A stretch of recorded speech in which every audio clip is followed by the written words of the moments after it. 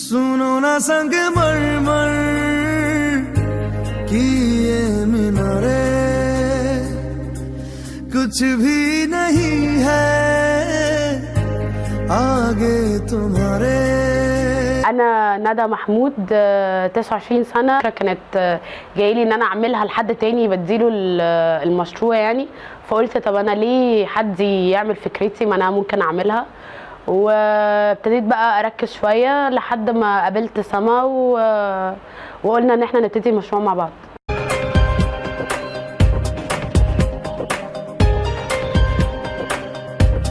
اسمي سما، عندي 29 سنة.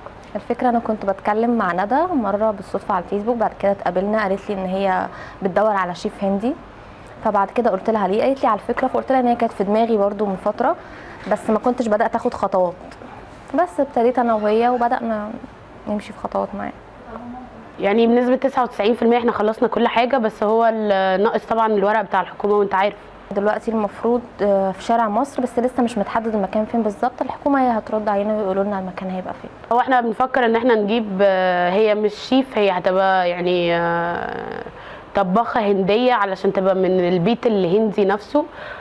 وبنحاول معاها، وان شاء الله لو توفقنا هي هتبقى بتساعدنا، ولو ما توفقناش ان احنا نجيبها هنعمل احنا عارفين الاكلات الهنديه كويس قوي والبهارات، فما فيش مشكله يعني. الخامات في جزء منها موجود وفي جزء هنجيبه من الهند.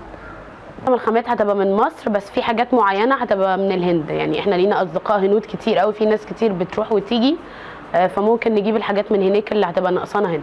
بقى ناجح جدا ان الفتره الاخيره ابتدى الاكل الهندي الناس في اقبال شديد عليه جدا، والمطاعم الهندي كمان كترت، فهينجح جدا ان شاء الله. اول مشروع بايك اكل هندي في مصر، فطبعا هيبقى كل الناس هتبقى حابه ان هي تجربه. كل المطاعم الاكل الهندي غاليه جدا هنا في مصر، لكن احنا هنا بنقدم الاكل الهندي بس باسعار اقل، بحيث ان هي تبقى متاحه لجميع الكاتيجوري اللي موجوده في مصر.